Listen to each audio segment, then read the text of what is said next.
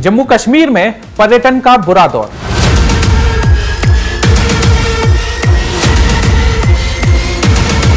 $35,000 करोड़ का direct loss.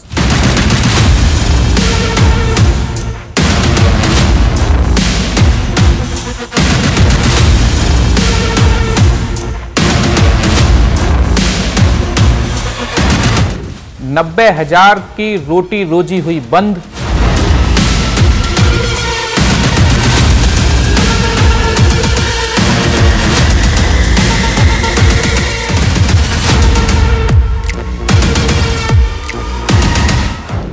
पहले पहलगाम, अब बाढ़ बर्बादी।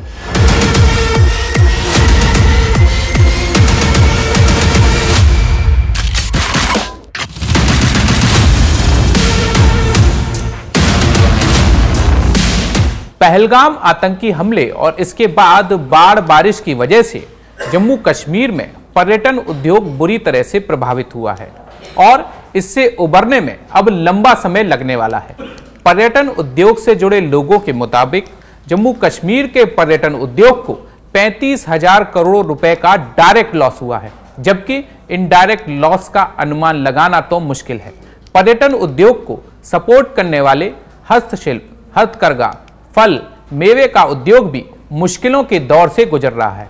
उधर उद्योग जगत जो है वो सरकार से राहत पैकेज की मांग में लगा हुआ है और सरकार के पास सिवाय दिलासा देने के कुछ नहीं।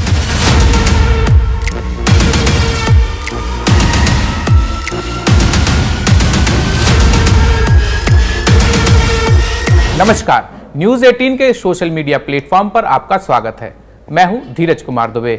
इस साल 22 अप्रैल को पहलगाम में हुए आतंकवादी हमले ने जम्मू कश्मीर के पर्यटन को बुरी तरह प्रभावित किया। पाकिस्तान प्रायोजित इस आतंकवादी हमले में 26 निर्दोष नागरिकों की हत्या की गई। यह हमला ऐसे समय हुआ जब जम्मू कश्मीर में टूरिज्म का सीजन पीक पर रहता था। इस हमले के बाद टूरिज्म सेक्टर बुरी तरह से प्रभावित हुआ और हिल गया और इसका असर यह हुआ कि साल दर साल जम्मू कश्मीर में बढ़ती टूरिस्ट की संख्या पे ब्रेक लग गया और ये ब्रेक ऐसा लगा कि अब इसे फिर से पटरी पर लाने में लंबा वक्त लगने वाला है। पहलगाम आतंकी हमले के बाद जम्मू कश्मीर में लगातार मौसम खराब रहना टूरिज्म सेक्टर के लिए दूसरी सबसे बड़ी चोट बनकर सामने आया। इन 2 महीनों में बाढ़ बारिश से न केवल संपत्ति और जनहानि का नुकसान हुआ, बल्कि रास्ते बंद होने से लोग भी फंस गए, जिन्हें किसी तरह प्रशासन ने निकाल तो लिया, लेकिन उनकी मुसीबत कम होने का नाम अभी भी नहीं ले रही है। टूरिस्ट सेक्टर से जुड़े लोगों के मुताबिक जम्मू कश्मीर पर्यटन उद्योग को करीब 30 से 35,000 करोड़ रुपए का डायरेक्ट लॉस हुआ है और इसमें 90,000 लोगों की नौकरियां चली गई या उनको काम ही नहीं मिल रहा है। अनुमान के मुताबिक 2025 में पर्यटकों की संख्या 2024 की तुलना में लगभग 72% कम हुई है। जम्मू कश्मीर होटल एवं रेस्टोरेंट एसोसिएशन के मुताबिक अप्रैल में हुए हमले के 1 हफ्ते के भीतर ही घाटी में जून तक की कम से कम 20 लाख बुकिंग रद्द कर दी गई। इससे होटलों और अन्य आवास मुहैया कराने वालों को अग्रिम भुगतान करके जो उन्होंने एडवांस ले रखा था उसे वापस करना पड़ा।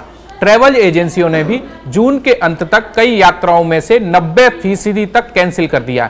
सर्वे के मुताबिक 92% जो लोग थे उन्होंने सुरक्षा चिंताओं के कारण अपनी कश्मीर यात्रा को कैंसिल कर दिया। घाटी के आधे से ज्यादा रिसोर्ट, 48 से ज्यादा स्थल और ट्रैकिंग जो स्थल थे वो अस्थायी रूप से बंद कर दिए गए। अगर 22 अप्रैल से पहले की बात करें तो 22 अप्रैल से पहले अप्रैल के ही महीने में 5.25 मतलब 5,25,000 पर्यटकों के साथ एक मजबूत शुरुआत पीक सीजन की हुई थी, लेकिन हमले के बाद डल झील, गुलमर्ग और पहलगाम सरीखे मशहूर टूरिस्ट स्पॉट भी वीरान हो गए। कश्मीर पर्यटन संघ के सचिव और हाउस बोट उद्योग के अध्यक्ष मंजूर पख्तून के मुताबिक पिछले कुछ सालों से कश्मीर में पर्यटन फल फूल रहा था और कई युवाओं ने नए होटलों और बुनियादी ढांचे में भारी निवेश किया था, लेकिन 22 अप्रैल के बाद टूरिज्म शून्य हो गया। शिकारा चलाने वालों से हाउस बोट मालिकों और टट्टू वालों तक इस क्षेत्र से जुड़े सभी लोग बेरोजगार हो गए। करीब 90% कर्मचारियों को या तो नौकरी से हटा दिया गया या फिर उन्हें बोला गया कि आप दूसरा काम ढूंढ लीजिए।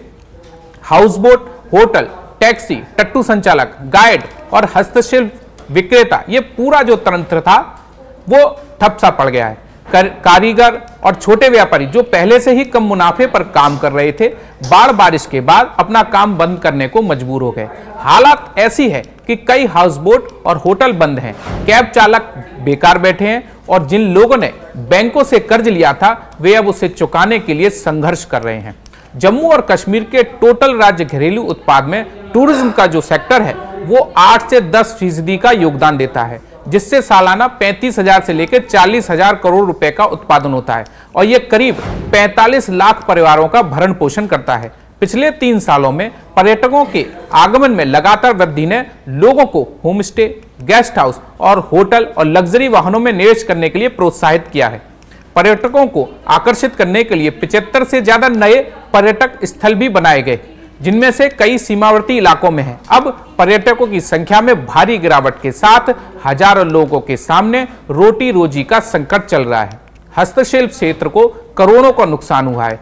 पर्यटन से गहराई से जुड़े हस्तशिल्प क्षेत्र जो है वो बुरी तरह से इतना प्रभावित हुआ है कि कश्मीरी शॉल, कालीन, पेपर माची के सामान, सूट, अखरोट और केसर जैसे उत्पादों की मांग में भारी गिरावट आई है।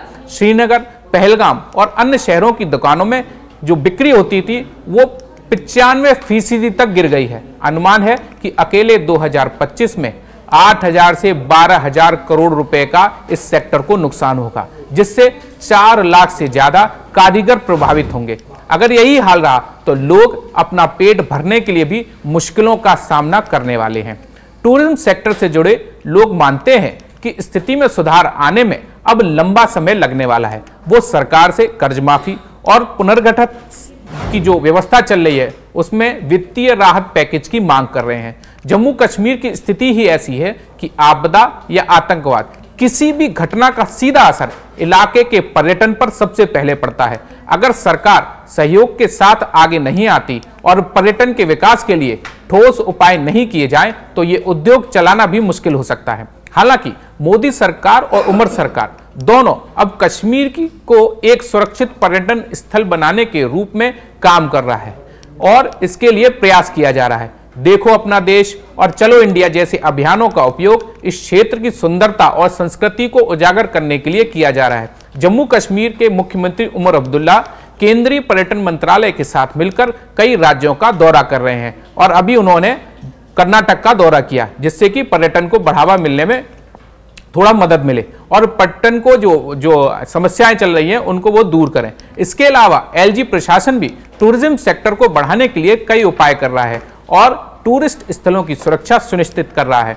इसके अलावा कई तरह के डल लेक वाटर गेम्स, गोल्फ प्रतियोगिताएं, ऐसे कई बड़े इवेंट भी किए जा रहे हैं जिससे टूरिज्म को किसी तरह से बूस्ट मिले। लेकिन इस बाढ़ बारिश ने टूरिज्म सेक्टर के सामने नई चुनौतियां खड़ी कर दी हैं। बाढ़ बारिश से रास्तों की मरम्मत करना और साथ में आने वाली सर्दियों के लिए टूरिस्ट सेक्टर को तैयार करना अब सबका मकसद है। देश विदेश के साथ जम्मू कश्मीर, लद्दाख और हिमाचल की खबरों के लिए सब्सक्राइब कीजिए। धन्यवाद।